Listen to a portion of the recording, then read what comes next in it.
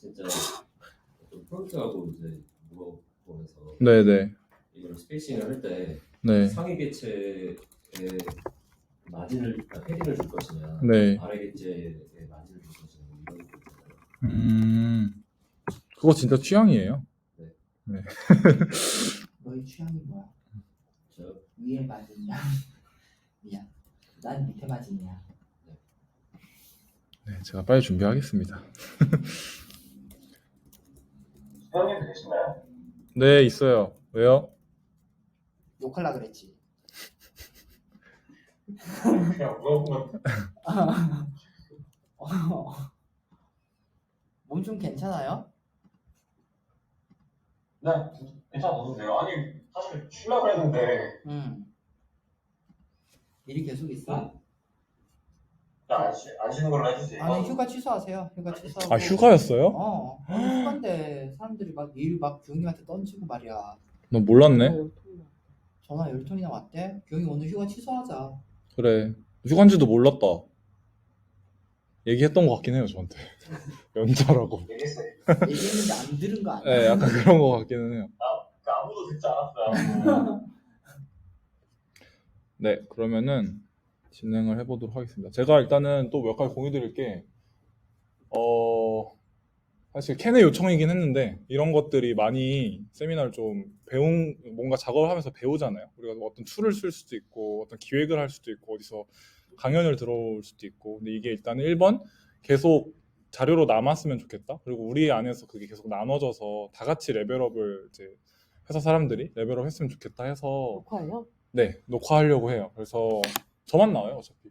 저만 나오고. 근데 이제 그걸 쓸 때 저는 이렇게 하려고요. 일단은 이런 식으로 프레젠테이션 파일이 있으면 그게 계속 공유되기 좋으니까 만들었고, 그리고 이런 식으로 세미나 하는 자리를 모르겠어요. 제가 호언장담 할 수 없는데 그래도 좀 자주 최대한 열어보려고 하고, 그 다음에 이거를 그때 공유됐던 룸이라는 걸 통해서 이렇게 이제 기록을 남길 거예요.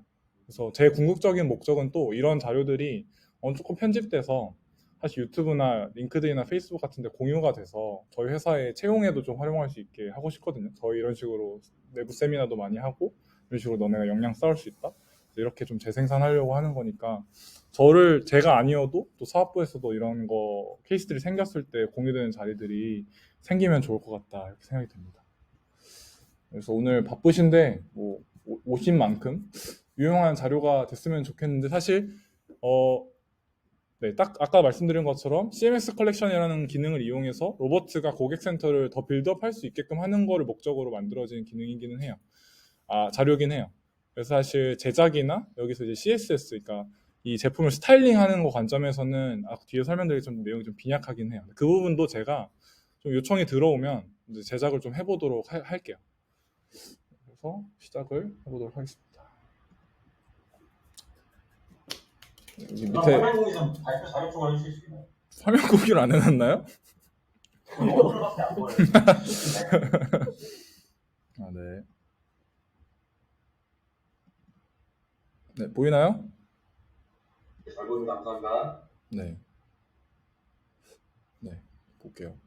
그래서 목차는 전체 이제 웹플로우가 어떻게 개발이 되어야 되는지, 웹플로우 제품을 만든다고 했을 때 그걸 먼저 이해하고 그 개발 단계별로 세부적으로 볼 거예요. 그래서 제가 아까 말씀드린 것처럼 화면 제작에 대해서는 좀 간략히 설명을 할 거예요. 이유는 일단은 잘 몰라도 웹플로우 켜서 왼쪽 탭이랑 오른쪽 탭 이것저것 눌러보면서 하면 만들 수는 있어요. 그리고 이제 웹플로우 유니버시티라는 곳이 있거든요. 그래서 보면은 GT라고 검색을 하시면 이렇게 떠요. 여기에서 그런 스타일링 관련된 내용들은 굉장히 잘 설명을 해줘요. 레슨 탭이라는 데 들어가면은 엘리멘트들별로 어떻게 해야 되는지를 진짜 자세하게 제가 본 고객센터 중에 제일 잘 해놨거든요. 그래서 이것들을 보시면 어떻게든 만드실 수가 있어요. 그래서 그 부분은 좀 설명을 간략히 하고, 그 다음에 이제 데이터 구조 설계나 화면에 데이터 어떻게 연동시키는지 이런 거 위주로 좀 설명을 드릴 거예요. 그리고 제가 오늘부터 쓰는 용어들은 사실 개발자들이 쓰는 용어들이랑 좀 거리가 있어요. 정확히는 개발자들이 쓰는 용어랑 좀 다른 용어가 많아요. 근데 그거는 비개발자가 직관적으로 이해하기 쉬운 용어를 택한 거니까 이 용어는 그런 식으로 필터링을 좀 하셔야 됩니다. 그리고 그래서 이제 개발의 전체 흐름부터 좀 같이 볼게요.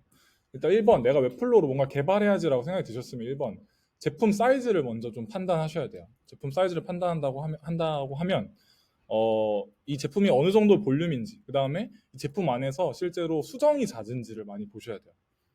만약에 볼륨이 크거나 수정이 잦다면은 요 단계대로 제품을 개발하시면 되고요. 그 다음에 만약에 수정이 많이 없거나 볼륨 자체가 작다라고 하면 다른 방법을 쓰시면 돼요. 이게 이제 이 1단계, 3단계 거치는 이 작업이에요. 근데 이제 뭐 볼륨이 크고 수정이 잦다는 게 감이 또 안 오실 수 있잖아요. 그래서 또 딱 하나를 명료하게 제가 말씀드리면은 내가 만들고자 하는 제품이 전체 페이지가 10개 이상인지를 기준으로 그냥 보시면 될 것 같아요. 그래서 내가 만드는 게 블로그형 제품, 뭐 커머스형 제품, 저희가 만들 대부분은 이제 블로그형 제품에 속한다고 보시면 되거든요. 그런 애들은 무조건 전체 페이지가 10개 이상 가요. 그래서 이제 제가 지금부터 소개해드린 그 단계로 하시면 되고, 근데 그런 게 아니라 랜딩 페이지다. 예를 들어 뭐 MVP 가설 테스트를 하고 싶다, 카피 테스트를 하고 싶다, 이런 건 많아야 3페이지란 말이에요. 뭐 메인에다가 뭐 설명해주는 탭 2개 정도 넣어가지고 3페이지 정도. 그래서 이런 거는 이제 좀 볼륨이 작고 수정이 잦지 않다라고 판단하시면 될 것 같아요. 근데 이제 이렇게 그래서 2단계로 먼저 처음에 갈래를 쪼갤 수가 있는데, 왼쪽 거를 할 수 있게 되면 오른쪽 거는 당연히 할 수 있어요. 그래서 제가 오늘은 왼쪽 거를 중심으로 설명을 드릴 거예요. 그래서 이렇게 단계가 있는데요. 그래서 이제 저희가 하려는 거는 결국에 연결이에요. 연결. 개발 이퀄 연결이라고 보시면 돼요. 우리가 개발이라는 걸 좀 제가 쉽게 설명드리려고 할 건데, 근데 이거는 웹플로뿐만 아니라 우리가 개발자들이 하는 것도 똑같습니다. 그래서 지금부터 이제 웹플로 설명 드리실 때 우리가 개발이 어떤 식으로 되는지도 좀 이해하면서 들으시면은 커뮤니케이션 하시기 쉬울 거예요. 근데 뭐의 연결이냐? 저장소와 화면의 연결이에요. 저장소와 화면 연결. 그리고 더 정확히는 저장소에 있는 데이터와 화면의 연결이에요. 그래서 저희가 지금 이 게시글이 있는 이 제품을 구현한다라고 해보면요. 제가 저장소에 있는 데이터 화면의 연결이라고 했는데 1번 해야 되는 게 게시글들이 저장되는 저장소를 만드는 거예요. 그리고 그 저장소의 데이터, 즉 게시글들을 쌓는 작업이 2번 작업이고요. 그 다음에 화면을 만들어요. 틀을 만들어요. 그 데이터들이 들어가요. 그 다음에 명령을 만들어주면 돼요. 저장소 A에서, 그러니까 게시글들이 저장되어 있는 저장소 A에서 게시글 A-에 A 다시 값을 꺼내와서 화면에 그려줘. 이렇게 하는 거예요. 이게 다고, 그 다음에 이제 진행되는 거는 QA, 생각대로 됐나 확인해 보는 거. 이게 다예요. 그래서 지금까지 이제 제가 방금 설명드린 거를 이제 목차에다가 제가 매치를 해보면요. 1번 게시글이 저장되는 그 저장소를 만들고 거기다가 데이터들을 쌓으라고 했잖아요. 그게 저희가 지금 처음에 목차 설명드릴 때 한 데이터 구조 설계 및 샘플 데이터 추가라는 단계예요. 그리고 그 화면을 제 틀을 만드는 게 단계 2번째 화면 제작이라는 단계고, 그 다음에 이 저장소 A에서 A 다시 값을 꺼내와서 그려줘 라고 하는 게 화면에 데이터 연동하는 단계고, 그 다음에 QA 하는 단계라고 보시면 돼요. 그래서 큰 그림과 플로우에 대해서는 대충 이해되죠. 우리가 하려는 건 결국에 연결이고, 연결은 저장소와 데이터를 연결하는 거예요. 그래서 저장소를 만들고 연결해줄 화면을 만들어주고 그거를 연결할 명령문을 만들어주면 되는 거예요. 웹플로우에서 똑같아요. 근데 이 과정에서 어려운 용어가 이제 컬렉션이라는 용어예요. 아까 이제 테디가 말한 것처럼 컬렉션 용어가 이 단계 1과 단계 3에서 쓰입니다. 실제로. 근데 쉽게 말하면 이 컬렉션 이퀄 저장소예요. 우리가 항상 개발이 어려운 건 용어가 어려워서거든요. 웹플로우에서 컬렉션이라고 한 거는 제가 앞에서 말한 저장소라고 그냥 생각하시면 돼요. 그래서 컬렉션을 만든다는 거는 저장소를 만든다는 거고, 게시물 컬렉션을 만든다는 거는 게시물들이 저장되는 저장소를 만드는 거예요. 그리고 우리가 하는 거는 저장소와 화면을 연결하는 작업이니까 컬렉션과 화면을 연결하는 작업이라고 보시면 돼요. 네, 그래서 이것까지 이해가 되면은 사실 다 이해한 건데 이제 이거를 세부적으로 보는 거예요. 그래서 먼저 데이터 구조 설계 및 샘플 데이터 추가, 즉 저장소를 만들고 저장소에 데이터를 추가하는 작업부터 우리가 하면 되는 거예요. 그래서 이거는 사실 화면 기획사가 있든 없든 할 수 있어야 돼요. 근데 이제 내가 이제 설계를 하는 거니까. 근데 처음 한다면 화면 기획서가 있는 상태에서 해야 좀 쉬워요. 그래서 만약에 내가 뭐 이제 다 각자 한 분 한 분이 뭔가 이제 웹플로우 뭔가 만들어봐, 혹은 내가 개인 연습으로 만들어 보고 싶을 때 처음에 어려우니까 그냥 손그림으로라도 화면을 한번 그려보는 거예요. 그래서 그렇게 그려보고 이 데이터 구조 설계 및 샘플 데이터 추가하는 작업을 하는 게 좀 더 쉽습니다. 그래서 계속해서 이제 저희 그 게시글 포스트 하는 거예요. 여기 이걸 이제 만들어야 되는데 어떤 고민을 해야 할까? 제가 단계적으로 또 쪼개서 설명드리면 1번 내가 만들어야 될 제품에서 총 필요한 저장소가 어떻게 되지?를 먼저 고민하는 거예요. 그냥 1번 작업. 총 필요한 저장소가 뭐가 있지? 그래서 화면 기획서를 보시면서 팁을 드리자면은 화면 기획서 보실 때 딱 보면 디자인 아웃풋이 나올 거 아니에요? 조언이나 뭐 헤더가 작업해준 그 중에서 이 값이 변경될 것 같은 애들이 저장소에 해당되는 데라고 보시면 돼요. 그래서 하나하나 보면 지금 이게 이제 헤더가 고객센터 쪽으로 이제 디자인을 해준 건데 사실 지금 여기 자주 묻는 질문, 솔북 뉴스, 공지사항 이런 거 충분히 바뀔 가능성이 있겠죠. 그리고 여기 있는 이 라이트 베이직 프로의 차이점이 무엇인가요? 다 충분히 바뀔 가능성들이 있죠. 이런 애들이 저장소가 필요한 애들인 거예요. 네.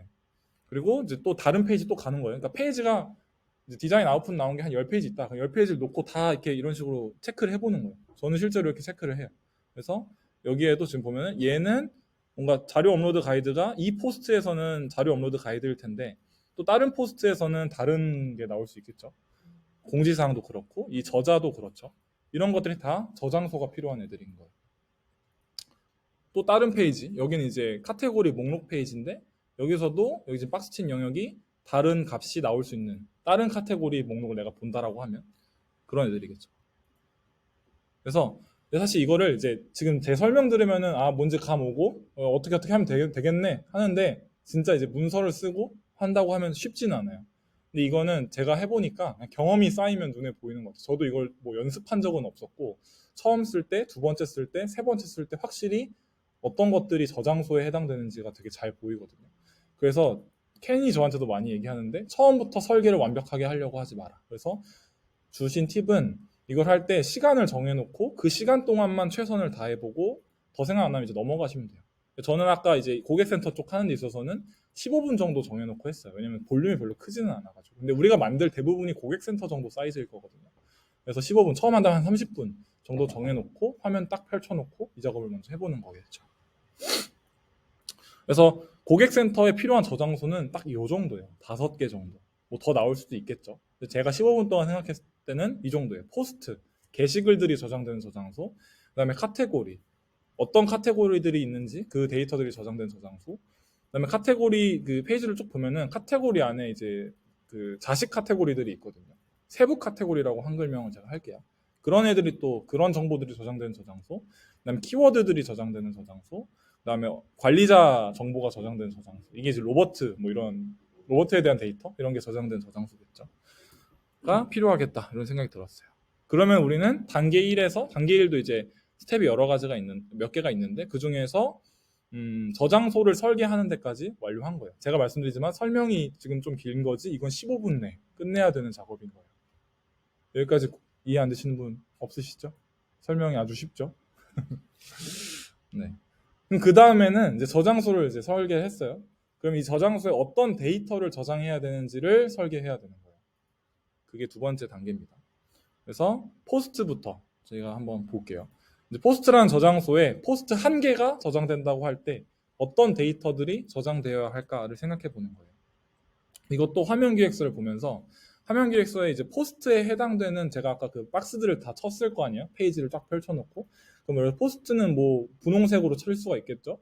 그 부분만 보는 거예요. 그 부분만 보면서 포스트에 어떤 정보들이 저장돼야 저 박스친 영역이 빈 값이 안 나올까를 생각하면 쉬워요. 이게 그냥 생각하려고 하면 어려운데.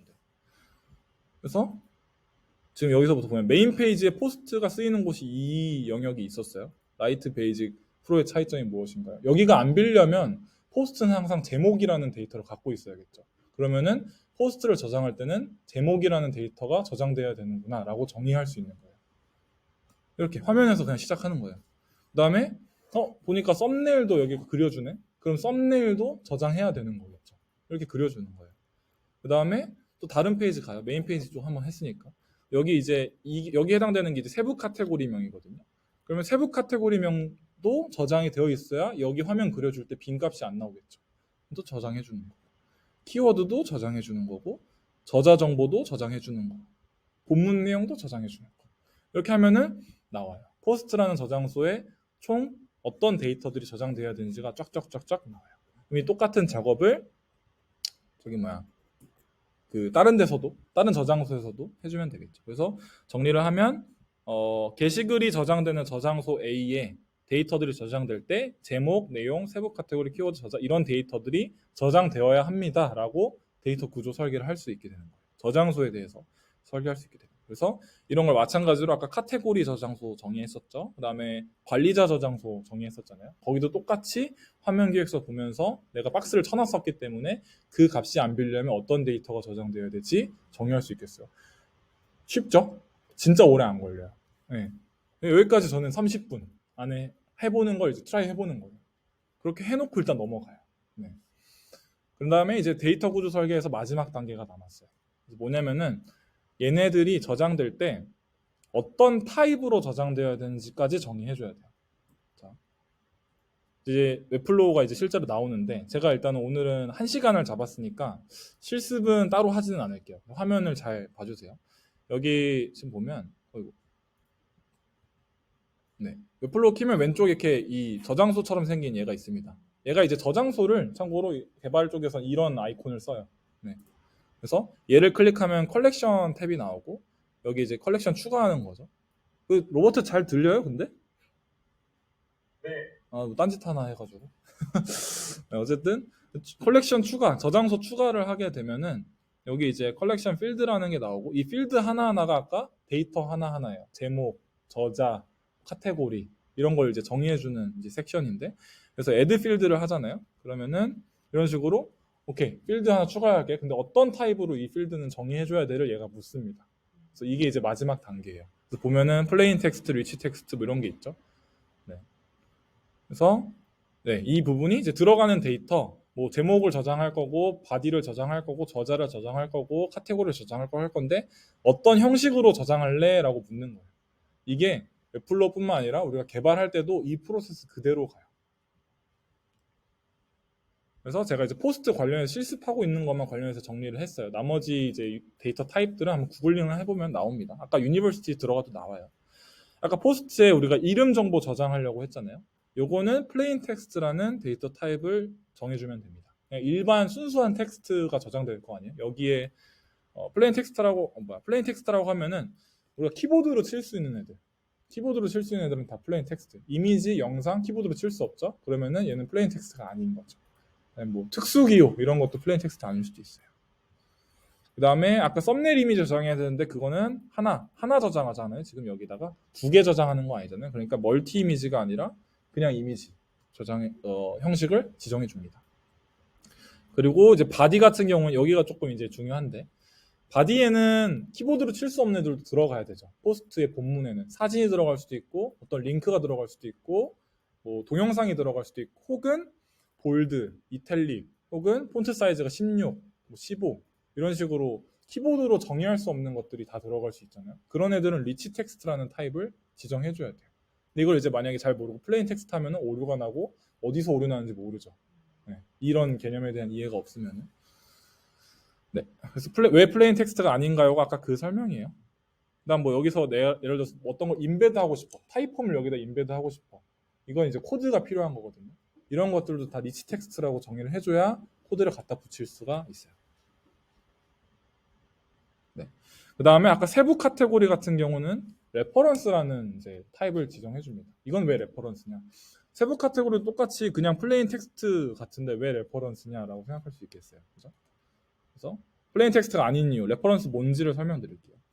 우리가 아까 이 카테고리 뭐 철드런이나 카테고리나 이런 정보들은 아까 컬렉션을 따로 만들었죠. 그럼 이 정보들은 다른 포스트가 아닌 다른 컬렉션, 다른 저장소 이미 저장이 되어 있을 거란 말이에요. 지금은 아직 데이터를 안 넣기 때문에 저장이 안 되었을 수 있지만 그거를 굳이 추가로 또 적어주기보다는 다른 컬렉션에 있는 애를 끌어와서 보여줄 수 있으면은 더 개발 효율적이겠죠. 네. 그래서 다른 저장소에서 이미 정의된 데이터를 끌어올 수 있는 경우에는 레퍼런스라는 데이터 타입을 해당 필드에다가 정의해 주는 거예요. 그러면은 이제 실제로 저기를 입력할 때 드롭다운을 열면 해당 그 컬렉션에서 가지고 있는 데이터 종류들이 나오고 거기서 내가 선택해서 지정해 주면 되는 거예요. 이게 이제 나중에 어떤 식으로 이제 유용하냐면은 그냥 이게 플레인 텍스트를 이제 옵션들로 입력했을 때는 그 카테고리 네임이 변경돼요. 그럼 다 들어가서 다 수정해줘야 돼요. 근데 이런 식으로 특정 컬렉션에서 저장을 해두고 그걸 끌어와 쓰는 식이면은 그 컬렉션 들어가서 카테고리명 변경해주면 연결된 나머지가 다 한 번에 바뀌거든요. 이런 식으로 하기 때문에 이제 유용한 겁니다. 근데 이게 플레인 텍스트로 하게 되면 엄청 번거롭겠죠. 그리고 이제 뭐 여기 수정했는데 왜 저긴 수정 안 돼요? 이런 것들이 이제 최소화되는 거예요. 그래서 실제로 웹플로우 화면상에서는 이런 식으로 나와요. 지금 라벨명 정해주고 그 아래에 레퍼런스라고 우리가 아까 윗단계에서 레퍼런스를 클릭을 하잖아요. 그러면은 이런 식으로 아래에 내가 생성해놓은 다른 컬렉션이 뜹니다. 이거는 제가 한번 보여드릴게요. 여기 요걸 클릭하고 여기를 클릭하면은 새로운 컬렉션이 만들어지는 화면이 뜨고요. 여기에서 뭐 예를 들어서 뭐 카테고리스라고 뭐 아티클이라고 제가 새로 만들어 볼게요. 그럼 여기에 애드 필드를 내가 하면요. 데이터 타입을 지정해 주세요라고 하고요. 여기서 레퍼런스를 클릭해서 뭐 카테고리라고 하고 컬렉션 여기서 다른 애들 거를 불러오는 그 다른 컬렉션들을 조회하고 선택해 줄 수 있습니다. 내가 카테고리라고 입력을 했으면은 나중에 여기 우측에 해당되는 여기도 이제 데이터 입력을 하게 되는데 이때 카테고리 저장소에서 갖고 있는 데이터를 불러올 수 있게 돼요. 이게 해보셔야 감이 오는데 이게 되게 중요합니다. 진짜. 지금 바로 안 뜨는 거는 현재 컬렉션에 아직 등록이 안 돼 있었을 거예요. 아 지금 여기서요? 아니요 여기는 이 프리뷰는 작동이 안 해요. 그냥 폼이 이렇게 생겼다만 알려주는 거예요. 실제로 제가 작동되는 거를 좀 보여드릴게요.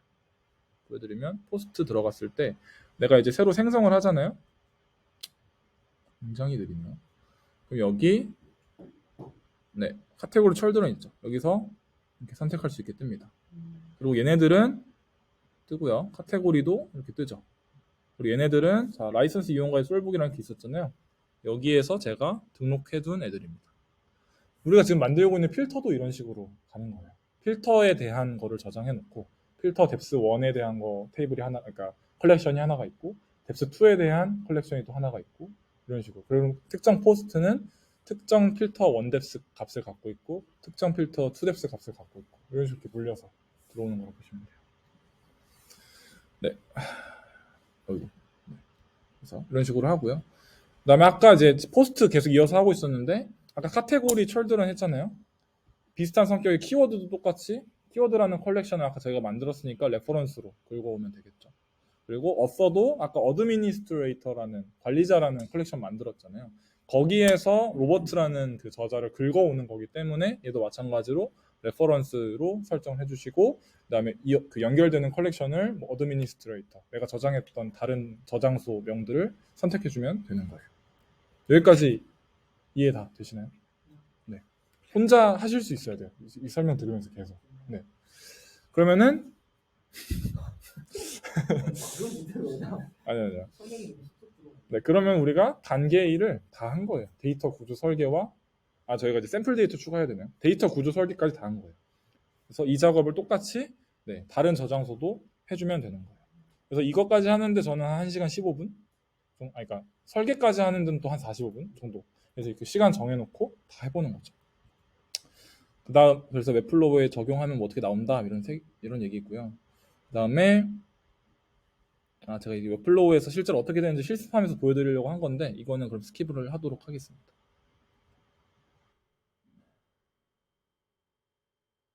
그러면은 이제 생성을 딱 하게 되면 이 화면에 떨어집니다. 이 샘플 데이터는 없는 화면, 이 화면에 떨어지게 돼서 여기 이제 우측에 있는 새로운 샘플 데이터 넣기를 클릭해서 샘플 데이터를 넣어주면 돼요. 그래서 뭐 지금 여기서 보면은 포스트라는 데에서 새로 생성 얘 누르면은 생성할 수 있는 화면이 나오고 여기 있는 이제 하나하나 이제 이 입력폼 하나하나가 아까 그 저장소를 정의할 때 이제 정의됐던 필드들입니다. 여기다가 다 값을 넣어주면 돼요. 근데 이제 저 같은 경우는 미리 로버트한테 이거를 엑셀 파일로 이제 정리를 받아놓고 실제로 이걸 이제 긁어와서 넣어줬죠. 혹은 이걸 아예 CSV 파일 형태로 임포트를 할 수도 있기는 해요. 근데 일단 처음에는 그냥 본인이 직접 해보는 걸 추천드립니다. 그러면 이런 식으로 샘플 데이터들이 이렇게 쭉 찹니다. 그래서 이게 이제 여기까지가 포스트라는 저장소, 게시글이라는 저장소에 대해서 데이터 구조 설계 완료했고 샘플 데이터 추가 완료한 거예요. 그래서 제가 권장드리는 거는 이 작업을 포스트라는 데서도 했으면 카테고리 철드런, 키워드, 어드미니스트레이터에 대해서 똑같이 한 3개에서 4개씩 넣어두는 작업을 해두는 거죠. 그래야지 이따가 화면 연결했을 때 뭐가 그려질 거 아니에요. 여기까지 해서 한 1시간 15분 이 정도로 작업을 하는 겁니다. 우리가 만들 제품들이 다 이 정도 사이즈, 고객센터 정도 사이즈. 시간이 또 궁금하다 하셔가지고 1시간 컷에 네. 랜딩 하나 나올 수 있는 거야? 랜딩은 더 빨리 나올 수 있습니다. 그래서 수티브 잡스가 아니에요. 이게 이제 익숙해지면 제가 이걸 이제 템플릿화하는 방법도 뒤에 있어요. 그래서 좋네요. 네. 아 그리고 이제 이거를 지금 하는데 제가 1시간 15분 빨리 할 수 있었던 이유가 설계하기보다 여기 보면 컬렉션 생성할 때 추천 템플릿을 몇 개 해줘요. 웹플로우에서 그걸 그냥 선택해서 하기도 합니다. 저 같은 경우에는 제가 정의한 저장소가 이렇게 나오는데 포스트 빼고 카테고리 철드런 키워드는 비슷한 성격의 저장소예요. 네. 그리고 이것과 비슷한 그 추천 템플릿이 카테고리스라고 있어요. 지금 컬렉션 만들 때 들어가면 예를 들어서 여기 들어가잖아요. 상단에 가려지는데 네, 여기 카테고리스라고 있죠. 얘를 클릭하면 그냥 권장을 해줍니다. 여기 이런 필드가 아마 대충 카테고리면 필요할 거야. 그럼 저 이거 그냥 하고 크리에이트 컬렉션 했어요. 물론 여기에 불필요한 애가 있을 수 있어요. 컬러? 이거 왜 필요한지 모르겠어요. 근데 이거 그냥 required 안 해놓으면은 아무런 상관없거든요.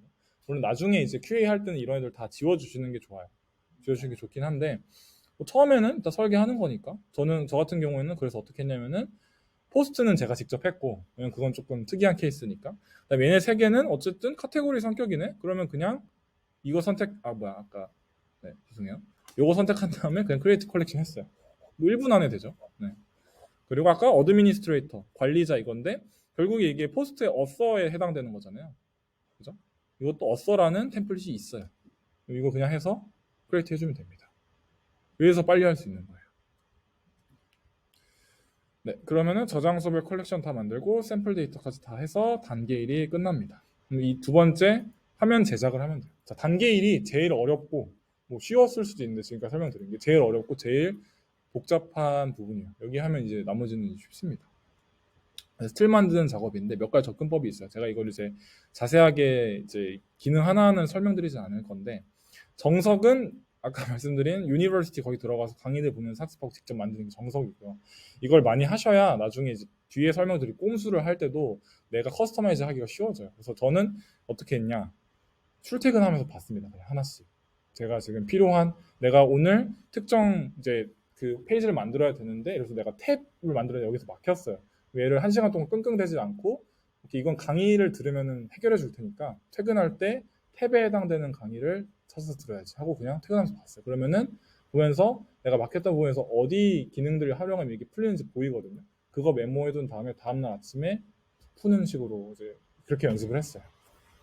그렇게 하시면 아마 뭐 어렵지 않을 건데 제가 그냥 몇 가지 좀 그 선행학습 차원에서 드리면은 웹플로우 우측에 아마 테디는 잘 알 텐데 요 탭들이 있어요. 지금 보면은 네. 여기 레이아웃 그다음에 스페이싱 그다음에 사이즈 여기가 정말 중요한 이제 섹션이거든요. 그래서 여기에 해당되는 거를 아까 유니버시티 들어가면은 나옵니다. 그래서 여기 이제 레이아웃 뭐 나오고 뭐 또 나오고 있거든요. 여기서 찾아서 한번 쭉 먼저 얘는 보고 그 다음에 뭐 세부적으로 보시면 조금 더 빠르게 학습하실 수 있을 거예요. 네. 꼼수를 이제 알려드릴 건데 템플릿을 복부 태우는 겁니다. 쉽게 얘기해서. 근데 템플릿이 웹플로우에서도 제공을 하는데 좀 꾸려서 조금 더 팬시한 거 우리가 만들고 싶다라고 하면은 이걸 쓰시면 돼요. 여기 플로우 베이스라는 이제 가 있고 이게 제가 추천을 받았어요. 이것도 이제 아는 사람들한테 추천을 받았는데 저희가 일단 이거 지금 한 달째여서 이번 달은 쓸 수 있습니다. 이번 달은 쓸 수 있어서 죄송해요. 그래서 여기를 통해서 이제 굉장히 빠르게 내가 원하는 페이지를 만들 수가 있어요. 네. 그래서 이거를 보여드릴게요. 자, 어떤 식으로 이걸 하냐? 이거는 그냥 제가 이거를 아예 실습 예제를 보여드리는 게 좋을 것 같아요. 내가 예를 들어서 뭐가 있을까요? 실제로 제가 했던 거로 할게요. 저는 블로그형이잖아요. 그럼 블로그를 펴봐요. 그럼 블로그와 관련된 페이지 예시들이 있어요. 이건 이제 목록 페이지일 거고, 그다음에 제가 실제로 가져왔던 거는 여기 이렇게 보다가 뭐 이쁜 게 많죠. 보다가 이쯤에 나오는데, 네, 얘였어요. 얘를 제가 가져온 거예요. 그래서 여기 카피 컴포넌트를 클릭하고요. 웹플로우를 클릭하면은 아래에 이렇게 복사되고 있다라고 뜹니다. 네, 컴포넌트가 클립보드에 그러면은 얘가 웹플로우에 복사 붙여넣기 할 수 있는 코드로 복사가 된 거예요. 그럼 제가 일로 가서 어떤 특정 내가 뭐 카테고리 숄드런에 비어 있을 것 같은데 이 상태일 거예요 아마 처음에. 여기다 바디에다 올려놓고 컨트롤 V를 누르면은 붙습니다 이렇게. 네. 여기다가 데이터 입력해주면 되는 거예요. 그러니까 틀 만드는 꼼수인 거죠. 내가 이거를 하나하나 처음부터 이렇게 막 제작해가면서 여기서 div 박스 넣어가면서 할 필요 없이 내가 어차피 만들려는 게 블로그면 블로그에 해당되는 거 가져와서 긁어서 만들어주는 거죠. 블로그를 하면 뭐가 있겠어요? 이런 식으로 상세 하나 있어야 되고 목록 페이지 하나 있어야 될 거고, 그럼 얘가 여기는 상세니까 얘가 목록이겠죠? 목록 페이지 하나 긁어오고, 그 다음에 GMB 같은 거도 여기에 뭐 헤더라고 치면은 헤더 섹션에 대해서 나오거든요. 얘가 그냥 긁어와서 대충 톤 비슷한 거 긁어와서 넣어주는 겁니다. 이런 식으로 하면 되겠죠. 얼마인가요? 이거가 한 4만 원 했었던 것 같아요. 네, 한 달에 4만 원 정도 했었던 것 같아요. 근데 저는 이것도 배터리가 너무 없네. 저는 이것도 네, 그래주시면 제 자리에 있어요. 이것도 제가 보니까 방법이 있을 것 같아요. 저거 그냥 무료로 어떻게 할 수 있나. 그거는 아직까지는 리서치가 안 돼서 이 정도. 백 같은. 그쵸. 그런 방법이 있을 것 같아요. 네, 그렇고. 그래서 이런 식으로 그냥 쉽게 만들 수 있다. 그러면은 틀 제작까지 우리가 완료가 된 거예요. 여기까지 질문 있으신가요? 없으시죠? 저희 그러면은 크리스를 잠깐만 기다립시다. 그럼 그 사람들이 질문 있어요. 네, 뭐 테디가 먼저 해가지고. 네, 럭트 먼저 해주세요. 여기 잠깐만 볼게요. 네네네. 감사합니다. 처음에 하는 계획을 하고 나서 네네. 여기서 필요한 홍보물에 대해서 네네. 고마워요. 예를 들어서 세정도 페이지 정도 네네네. 네네. 네. 이 컬렉션을 생성할 때 이제 페이지별로 하지 않잖아요. 그럼요. 얘도 필요할 것 같고 네. 네. 그 다음에 약간 비슷한 특성기를 이제 묶어서 그렇죠. 컬렉션 안에 들어가요. 그렇죠. 네네, 맞아요. 네. 그리고 그런 이 단계를 다 이제 페이지마다 하는 거예요. 비슷한 것도 그쵸. 그쵸, 그쵸. 예를 들어서 컬렉션 연결을 네네네. 제목이 필요한 게 있어요. 네. 네네네. 여기서 아까 우리가 에드필드를 할 때 네네. 프레임 테스트를 하니까 네. 테스트를 하니까 네네. 테스트를 하니까 정했잖아요. 네네네. 실제로 이 플로 화면상에 기획을 할때 네네. 여기 들어가는 컴포넌트와 네. 여기 들어가는 속성값이 가장 잘 상응하는 게 있을 것 같아요. 예를 들어서 여기를 네네. 테스트를 해줬는데 네. 얘가 이미지 박스를 넣어서 안 될 거잖아요. 그쵸. 그쵸. 근데 네네. 여기서 생성한다고 해서 네. 이게 바로 연동이 되지 않죠. 컴포넌트. 그쵸. 내가 생성한다고 여기서 링크를 연동을 시켜줘야 돼요. 그쵸. 그거를 지금 이제 설명드릴 거예요. 네네네. 좋은 질문이었던 것 같습니다. 로버트, 뭐 궁금해요? 운동이 짧으면 연결됐어요. 크리스는 궁금한 거 없어요? 이해 잘 돼요? 네, 좋아요. 그러면은 이제 자, 틀 만들었고요. 우리 그 다음에 틀에 연결할 저장소의 데이터들까지 이제 만들었잖아요. 이제 연결하는 작업을 할 겁니다. 이것도 두 가지 방식이 있어요. 첫 번째, 여러 개 반복되는 페이지에 내가 공통으로 이 데이터를 연결해야 될 때의 경우랑 그렇지 않은 경우가 있어요. 그래서 자, 여러 개를 공통으로 연결한다라고 하면은 네, 공통으로 연결하면 이런 거예요. 카테고리별 페이지 있죠. 저희 지금 기획서 상에 있었어요. 카테고리별 페이지. 예를 들어서 판매자 센터라는 카테고리일 때의 목록 페이지. 그 다음에 또 뭐가 있을까요? 자료 이용 가이드라는 카테고리에서의 목록 페이지. 이런 거 되게 여러 개 반복되는 페이지죠. 그리고 포스트별 상세 페이지도 다 반복되는 페이지. 포스트 첫 번째 거의 페이지, 두 번째 거의 페이지 이런 거. 그리고 근데 반면에 메인 페이지는 단일 페이지죠. 눈치채신 분도 있을 텐데 네. 컬렉션이 있는 애들, 그러니까 저장소가 있는 애들은 반복되는 페이지를 갖기 마련이고 그렇지 않은 경우는 네, 반복되는 페이지가 아닌 경우들이라고 보시면 돼요. 그래서 그렇게 구분을 하고 먼저 내가 데이터를 연동할 건데 어떤 반복되는 연동이 아닌 케이스부터 먼저 볼게요. 왜냐하면 마찬가지로 이거 이해하면 그 다음 케이스는 자연스럽게 이해가 되서 돼요. 자, 우리가 하려는 게 다시 연동이었는데 여기서 연동이라는 거는 컴퓨터한테 이렇게 명령하는 거고요. 저장소 A에서 게시글 A-A 다시 값을 꺼내서 화면에 그려줘. 이걸 또 잘게 쪼개보면 세 가지로 나눠요. 저장소 A에서 그 다음에 어떤 특정 게시글 A-A 그리고 A 다시 값을 꺼내서 화면에 그려줘. 이렇게 쪼개는 거예요. 작업을 개발은 계속 이렇게 쪼개는 겁니다. 그래서 거의 네. 이거 그러니까 이거 녹화해놨으니까 뭐 공유 드릴게요. 네. 그래서 이 작업을 페이즈 3개로 나눌 수가 있어요. 첫 번째, 꺼내올 저장소를 정하는 거. 두 번째, 꺼내올 데이터를 정하는 거. 세 번째, 기타 조건들을 정하는 거. 근데 이 순서랑은 조금 달라요. 왜냐면은 두 번째 게 세 번째 단계로 넘어가는 거예요. 첫 번째는 저장소 A에서, 그 다음에 두 번째는 A 다시 값을 꺼내줘. 세 번째, 근데 특정 게시물 A 다시. 이 순서대로 이해하시는 게 더 편해요. 그래서 첫 번째 단계부터 해봅시다. 자, 데이터 연결해야 되는 부분에 컬렉션 리스트라는 블록을 추가합니다. 그래서 제가 메인으로 가세요. 데이터를 지금 여기다가 연결을 할 건데요. 이 부분. 처음에는 얘가 없었을 거예요. 없는 상태. 그러면은 이게 박스 모델이라서 지금 조금 이제 이해가 없으시면 이해가 안 될 수 있는데 어쨌든 얘는 얘 안에 포함되는 애입니다. 그러면 우리가 지금 들어가야 될 요 영역은 얘 안에 포함돼야 되겠죠. 여기다 놓고 요 컬렉션 리스트라는 애가 있거든요. 얘를 추가를 해줍니다. 그럼 이렇게 옆에 착 붙어요. 지금. 이것도 뭐 얘네 둘이 이렇게 가로로 붙는 이유와 세로로 붙는 이유가 있는데 그거는 이제 오늘은 설명은 안 드릴게요. 나중에 궁금하시면 저한테 물어봐주세요. 이렇게 붙여. 그러면은 처음에 딱 여기서 키자마자 이게 뜹니다. 소스 어디로 할 거야? 여기에 내가 아까 만들어낸 저장소들이 있다. 그래서 여기 우리 뭐가 와야 되죠? 포스트가 와야 되잖아요. 포스트를 클릭해줍니다. 그렇게 포스트들이 일단은 불러와줘요. 그래서 여기까지가 지금 내가 불러와야 될 저장소를 선택해주는 화면이에요. 지금 이거 지금 설명드린 거예요. 벌써 페이지만 끝났어요. 네.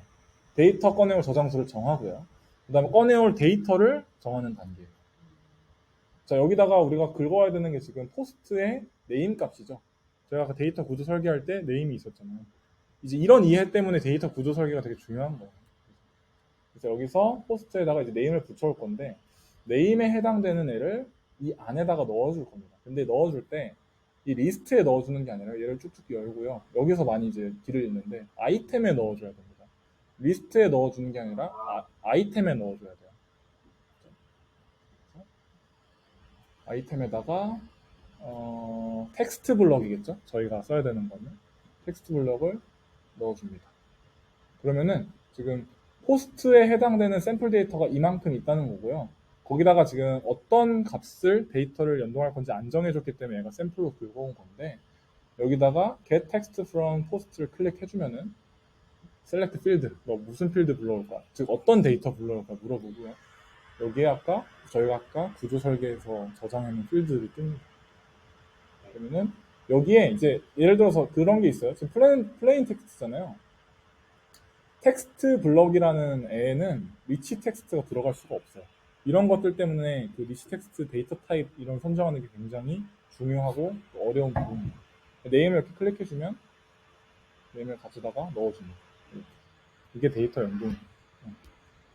그러면 우리 지금 어디까지 왔냐면은 여기까지 온 거예요. 그 내용들을 여기서 설명한 겁니다. 텍스트 블럭을 추가하고 하면 여기까지 옵니다. 이게 개발입니다, 지금. 자, 근데 지금 문제가 있죠? 문제가 뭐냐면은 너무 많죠? 그리고 자주 묻는 질문 섹션이잖아요. 근데 다 나왔죠. 이거를 아까 해주는 게 페이지 3이라는 거예요. 네. 어떤 필터, 소팅, 개수 등 기타 조건을 정해주는 거죠. 그래서 보면은 네, 이건 다시 리스트. 그러니까 전체에 대한 성격을 좌우하고 싶을 때는 맨 위로 올라와 주고요. 그다음에 뭔가 아이템들을 넣어주고 싶을 때는 여기다가 아이템에다가 하시면 돼요. 리스트로 돌아와서 여기 설정을 가집니다. 설정.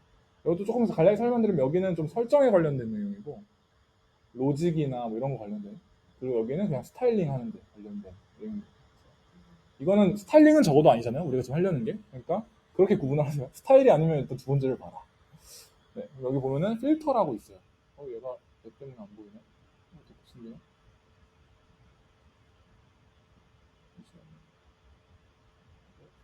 네, 필터라는 게 있죠. 필터를 로봇 되게 중요한데요. 네, 필터를 켜면 이 지금 컬렉션, 즉 포스트라는 컬렉션을 갖고 있는 필드가 위에 뜨고요. 필드 종류들이. 그럼 우리가 아까 여기에 이제 자주 묻는 질문은 키워드거든요. 카테고리가 아니라 제가 지정해놨을 때 키워드를 찾습니다. 그리고 키워드 contains 자주 묻는 질문 하면 걔만 딱 나와요. 신기하죠? 이게 그냥 데이터 연동하는 작업이에요. 그렇게 하면은 우리는 지금 페이즈 1, 2, 3를 다 해서 데이터 연동을 다 한 거예요. 근데 이제 경우에 따라서는 지금 제가 샘플 데이터를 조금만 넣어서 그러는데 이렇게 필터를 해도 엄청 많이 나올 수가 있겠죠. 자주 묻는 질문인 게 뭐 10개 이상이면. 그럴 때는 여기 이제 디스플레이 리미츠를 제한 주는 거 써줍니다. 리미트 아이템을 해서 여기서 지금 100개로 되어 있는 건데 그래서 이거를 알맞게 하는 거겠죠. 그러면 이 블럭의 최대 그 스타일링 값을 봤을 땐 뭐 6개까지가 예쁘다. 그럼 6이라고 설정해 주는 거고 예시를 보여드리면 하나를 하잖아요. 그러면 하나만 나옵니다. 이런 식으로. 저희는 지금은 근데 제가 이제 지금은 이제 여기 계속 샘플만 넣어놨고 더 채워질 거 아니에요? 그럼 최대를 한 6개 정도라고 해두는 거죠. 6개까지만 나오고 더 안 나오는 거예요. 여기까지 하면은 저희가 전체 페이지 3개가 이런 식이구나 이제 감이 오시겠죠. 마지막으로 스타일 좀 잡아주면 끝입니다. 그래서 뭐 스타일 잡는 거는 길어질 것 같긴 한데 뭐 여기서 뭐 있을까요? 지금 얘랑 맞춰야 되거든요. 여기 옆에 제가 놓은 거랑 그래서 그래서 그래요. 그래서 좀 저도 좀 어렵네요. 요거를 그냥 내가 얘를 그대로 여기다가 쌀을 좀 붙여보겠습니다. 얘기 안 했어요.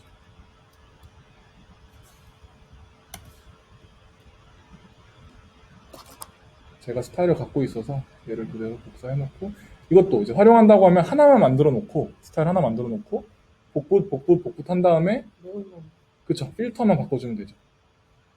가서 다시 여기로 가서 얘는 공지사항으로 되어 있었으니까 키워드를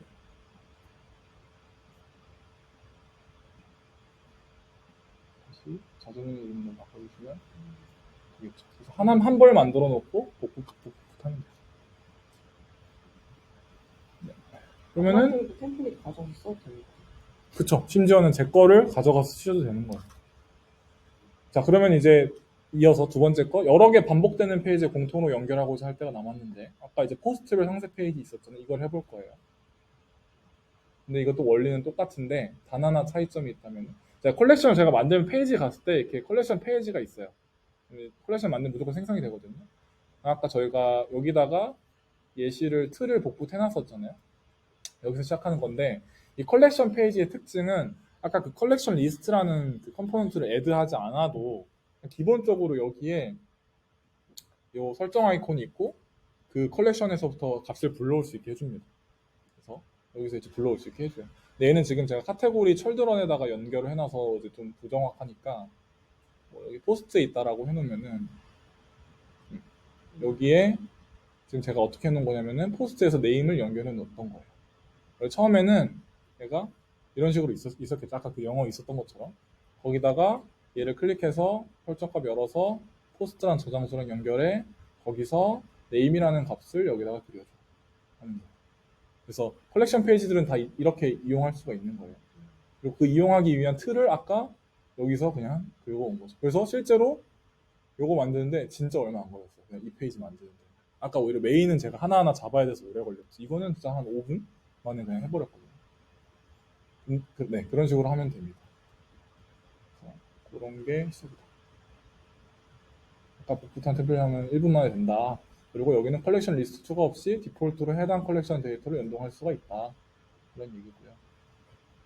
근데 예를 들어서 내가 이 안에서도 예를 들어서 뭐가 있을까요? 이 안에서도 저는 얘였나? 잠시만요. 카테고리로 가서 네. 자, 보면은 네, 여기는 컬렉션 리스트가 제가 또 추가를 했죠. 이 경우는 이제 왜 추가를 했냐면은 여기는 지금 카테고리라는 거의 컬렉션 페이지거든요.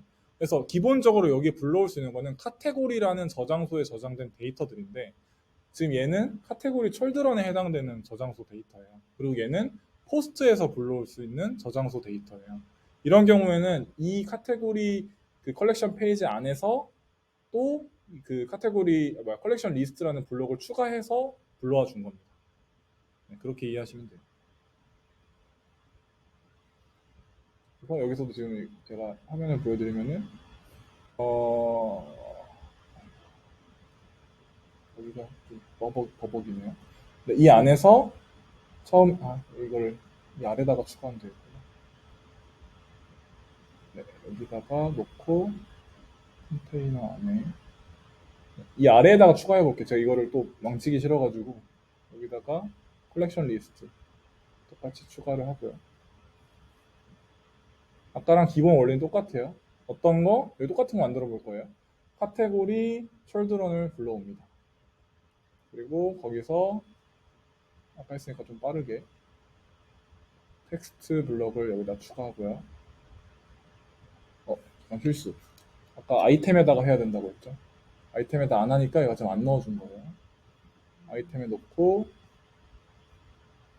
텍스트 블럭을 추가. 뭐야? 이걸 지금 테스트를 못하나? 아마 이게 제가 생각했을 때 여기 위에서 한번 썼으면 못하는 것 같네요. 어쨌든 여기다가 아까 그 메인 페이지에 썼던 것처럼 똑같이 텍스트 블럭 추가하고 그럼 어떤 저장소에서 불러올 거니 해서 카테고리 숄더런에서 불러올 거고 네임을 가져와줘 하면은 얘가 추가되는 거고요. 그 안에다가 또 포스트에 해당되는 카테고리 리스트를 한 번 더 불러온 거예요. 그 다음에 똑같이 포스트에서 네임을 불러와주고 근데 카테고리 숄더런이 자료 업로드 가이드에 해당되는 애만 넣어줘 한 거예요. 그래서 우리가 쓰는 개념은 컬렉션 리스트라는 개념을 계속 쓰는 거고 불러올 때 페이지 3개는 불러올 저장소 선택해주고 그 다음에 불러올 데이터 선택해주고 기타 조건들 설정해주고 근데 그 컬렉션 페이지에 해당될 때는 굳이 그 리스트가 없어도 어떤 저장소에서 불러올지를 미리 지정해준 상태다 이렇게 요약할 수 있을 것 같아요. 컬렉션을 하나 만들 때마다 페이지가 자동 생성이 돼요? 네, 자동 생성이 돼요. 컬렉션 하나 만들면은. 근데 저 같은 경우에도 여기는 이제 안 쓰죠. 여기는 제가 안 쓰는 페이지였고 그래서 모든 컬렉션 페이지를 다 쓸 필요는 없어요. 저희도 지금 개발해서 컬렉션이 저장소면 엄청 많은 저장소를 갖고 있는데 그 중에서 페이지 있는 거는 뭐 목록이나 상세나 라이브러리나 이런 애들만 있잖아요. 그렇게 보시면 돼요. 네, 그래서 여기까지 하면은 이제 화면의 데이터 연동이 끝난 거예요. 그럼 여기서 이 정도까지만 하고 이제 QA를 합니다. 네. 그래서 QA 팁은 내가 이거를 개인으로 하고 있다. 뭔가 팀이 없고 그러면 그냥 혼자 이것저것 눌러보면서 안 되는 거 체크하면 되고요. 팀 프로젝트일 때는 제가 이거 로보트랑 같이 했으니까 여기 위에 로보트 멘션하고 이런 식으로 요청을 넣었어요. 이거 보여드린 이유는 저희가 이제 온보딩 문서로도 이런 걸 많이 쓸 거라서 넣어놨어요. 그래서 이거는 뭐 링크 드리고 그 다음에 내가 파악하고 있는 미비 사항들 아래 공유해주고 이런 식으로 진행을 하면 될 것 같습니다. 이렇게 했을 때 지금 나온 이슈 사항이 아까 메인 페이지에 포스트 네임이 연결해 놨는데 이 상태에서 지금 클릭하면은 링크 이동이 안 될 거예요. 링크 이동이 안 될 겁니다. 그래서 어떤 거를 이제 빼먹었냐 요거를 마지막으로 좀 설명드리고 마치도록 할게요. 이건 지금 우리가 한 작업은 지금 여기는 이제 또 제가 템플릿 복붙해서 적용이 되어 있을 것 같긴 한데 네, 정확히는 이렇게 되어 있고 이 상태에서 끝났을 거예요.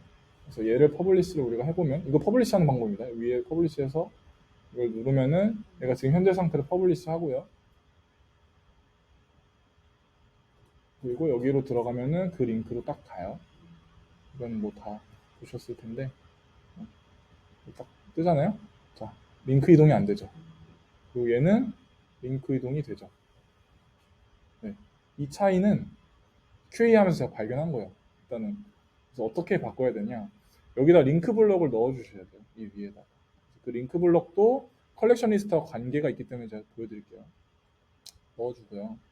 링크 블럭을 항상 해당 거의 상위에 올려줍니다. 상위에 이렇게 상위하고, 근데 그냥 상위가 아니라 이렇게 속해야 돼요. 그래야 저렇게 안에 쏙 들어가거든요. 이렇게 쏙 들어가요. 링크 블럭은 스타일을 안에 거에 맞춰서 허그해서 들어오기 때문에 기본적으로. 여기 링크 블럭들은 무조건 요 설정 탭이 있고요. 얘가 이런 식으로 컬렉션 성격을 갖고 있는 블럭을 소유하고 있잖아요. 그러면 이렇게 이런 애가 뜹니다. Get URL from post라. 그래서 이게 아니라 죄송해요. 두 번째로 얘가 뜹니다. 얘. 이거를 뜨면은 여기 choose 하라고 하고 current post를 해주잖아요. 그러면은 이 링크 블럭이 무슨 의미냐면은 얘 클릭했을 때 이 포스트에 해당되는 애로 링크 연결해줘. 현재 페이지에서요? 네? 현재 페이지에서? 아니면 네, 현재 페이지에서. 그래서 이거 이제 퍼블리시 해보잖아요. 해보고 볼게요.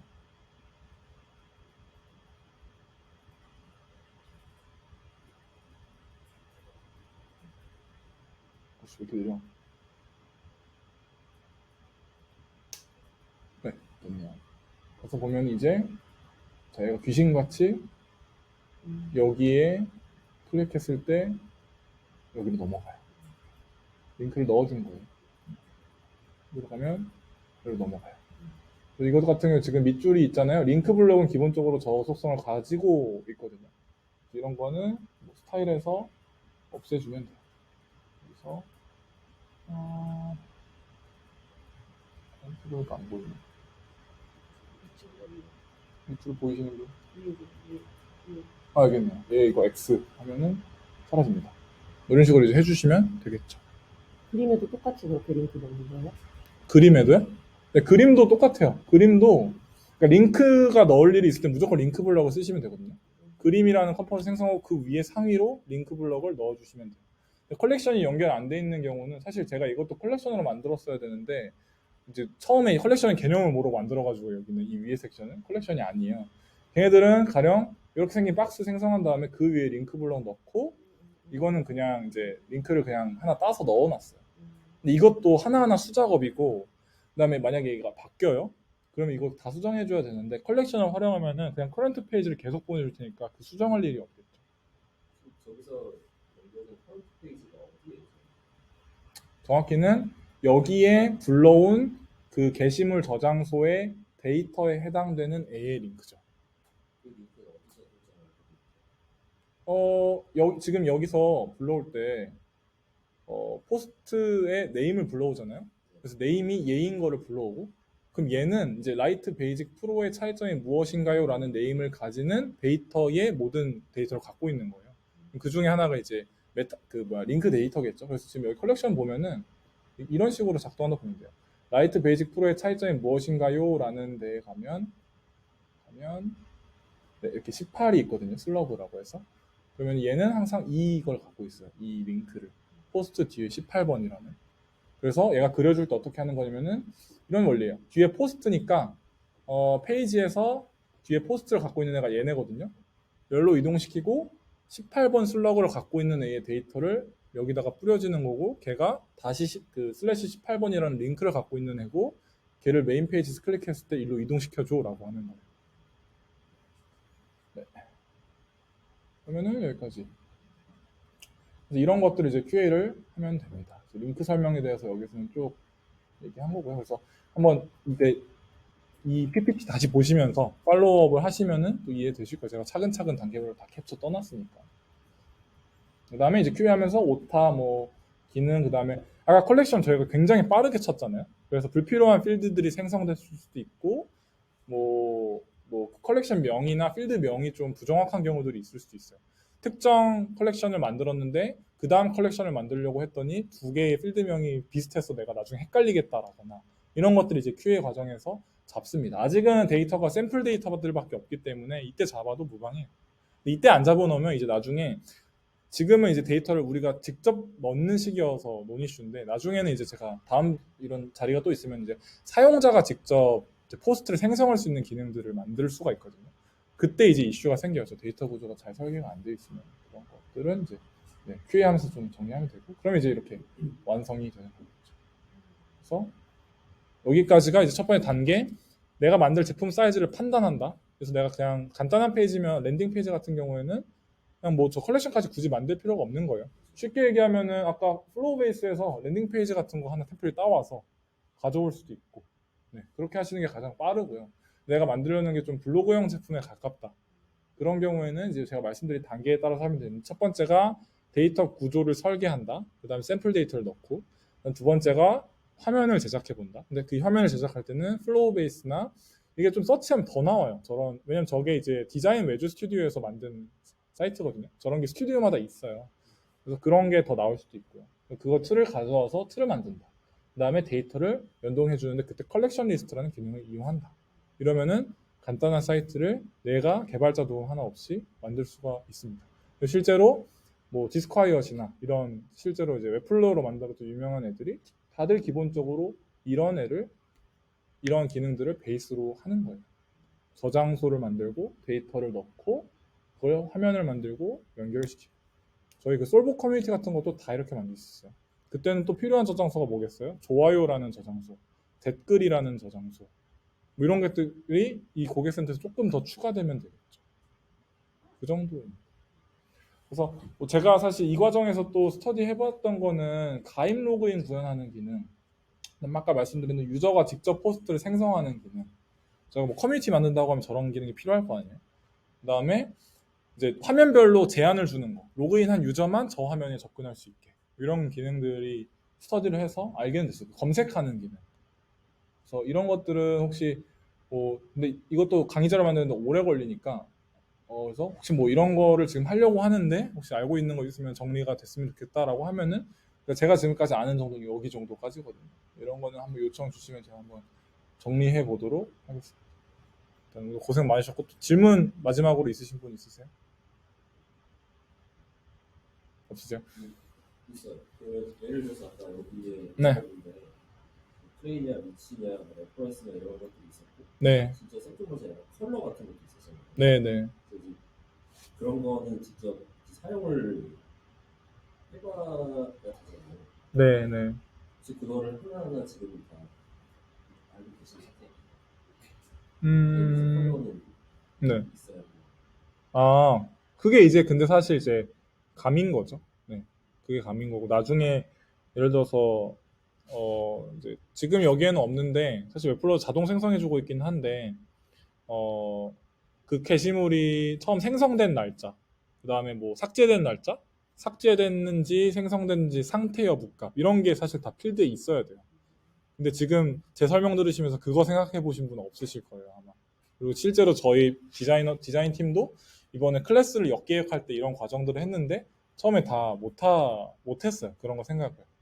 근데 이제 그런 거는 근데 그게 왜 나중에 필요하냐면은 예를 들어서 뭐 최신 순으로 목록을 정렬해 주려고 할 때 데이터별로 그 정보가 있어야지 그 기능을 구현할 수가 있거든요. 그러려면은 그 게시물이라는 그 저장소에 created as이라는 필드가 있어야 되겠죠. 근데 이런 게 제가 아까도 말씀드렸지만 처음부터 완벽하게 구현 절대 못해요. 우리가. 근데 해보고 QA 했는데 이게 안 되네? 왜 안 되나 추적해 봤더니 처음 데이터 구조 설계 때 그 필드가 없었어서 그랬네. 이렇게 역추적하면서 이제 좀 체력을 올리시는 거죠. 그거에 대한. 근데 그런 게 이제 필요한 거고 사실 그런 부분. 근데 블로그형 제품은 여러 가지 샘플이 있고 그리고 제가 뭐 이런 거 챗GPT 물어보시면 다 알려줍니다. 네, 다 알려줘요. 여기서 뭐 블로그 테이블 이그샘플 뭐 이렇게 하신다고 하면 나오려나? 이 정도만 보여도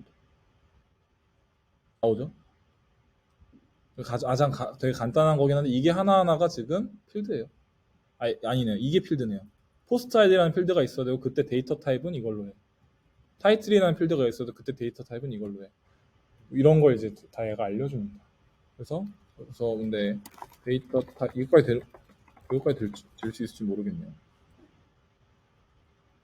제가 기대하는 건 어쨌든 지금 이게 이제 플로우 용어가 아니거든요. 데이터 타입 쪽이. 그럼 이제 이걸 바꿔달라고 하면 저건 뭐 리치 텍스트다 어떻다 뭐 이렇게 바꿔줄 수도 있겠죠. 지금 제가 영작이 여러분들 앞에서 하기 어려워서 못하겠는데 영작이 되면은 이런 것까지 얘가 이제 알려줄 거예요. 여기까지는 답을 못하네요. 이런 것들이 이제 제가 실제로 이번에 챗GPT 도움 받은 게 이런 파트들이에요. 해봤더니 뭐 내가 이런 거죠. 내가 이런 거 만들려고 하고 내가 지금 설계한 데이터 구조는 이래. 혹시 내가 보완해야 될 점이 있니? 물어보면 알려주거든요. 그런 식으로 할 수가 있겠죠. 근데 사실 이것까지는 너무 간 거고 제가 봤을 때는 우리가 만들 제품들은 사실 정형화가 많이 되어 있다. 네네네. 랜딩은 사실 컬렉션은 필요가 없기는 한데 예를 들어서 랜딩을 그런 식으로 할 수 있겠죠. 랜딩이라는 저장소를 하나 만들고 아까 그럼 저장소를 하나 만들면은 랜딩별로 페이지가 차차작 나온다고 했잖아요. 그러면 랜딩에 맞는 템플릿 하나 만들어 놓고 1번 랜딩, 2번 랜딩 그거를 컬렉션에서 데이터를 입력해 주기만 하면은 쫘라라락 나오겠죠. 뭐 그런 식으로 활용해 볼 수는 있을 것 같아요. 그런 식으로 해야 구조화가 돼서 아마 무건이 얘기한 게 이해는 공장처럼. 모든 랜딩의 구조가 똑같은 그것도 근데 이제 컬렉션을 그럼 한 4개, 5개 정도 만들어 주는 거죠. 그리고 컬렉션별로 페이지를 어떤 거는 플로우 베이스에서 이렇게 생긴 애로 해놓고 어떤 거는 저렇게 생긴 애로 해놓고 해도 되고 사실 이제 제가 아까 말씀드렸듯이 이거는 목적이 사실 로버트가 고객센터를 잘 활용하기 위해서였고 랜딩 페이지용은 사실 더 우리가 공부해야 되는 거는 피그마2 웹플로우라고 생각해요. 그래서 그거를 피그마에서 오토 레이아웃이라는 기능을 어떻게 잘 활용해서 랜딩 페이지 여러 개를 빠르게 생산할 수 있는지. 왜냐면 우리가 피그마에서 오토 레이아웃 하면은 아까 여기서 얘를 컴포넌트 복사해서 여기로 붙여넣은 거랑 똑같은 작업인 거거든요. 여기서 컨트롤 V에서 붙여넣는. 여기서 시작할 수 있는 거잖아요. 그래서 여기서 막 스타일 만지고 할 일이 최대한 줄여지는 거니까. 그렇습니다. 네, 로버트 뭐 마지막 질문 있어요? 마무리해야 될 것 같아요, 시간이. 그럼 이제 고객센터 본인이 빌드업 할 수 있겠어요? 네, 일단 한 번 더 보고 네네. 볼게요. 이거 여기가 진짜 제가 아는 전부예요. 근데 이거 가지고 다 할 수 있어요. 이거 가지고 뭐가 필요해? 그럼 저장소 그러니까 요청 들어와요 모건한테서. 그럼 우리가 1번 생각해야 되는 거 그거 하려면 어떤 저장소가 필요할까? 좋아요 기능이 포스트마다 있으면 좋겠어요 하면은 좋아요 저장소 필요하겠네. 좋아요는 어떤 데이터가 있어야 될까?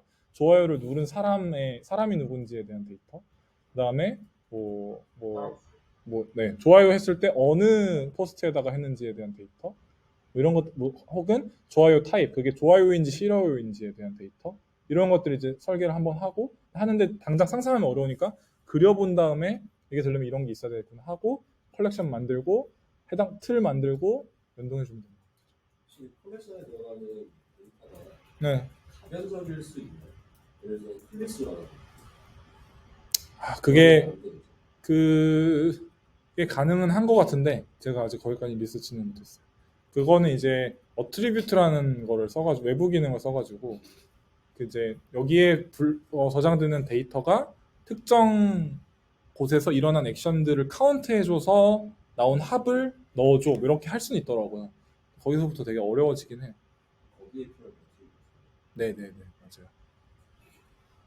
네 그러면은 오늘은 여기까지 하도록 하겠습니다. 고생 많으셨어요. 네.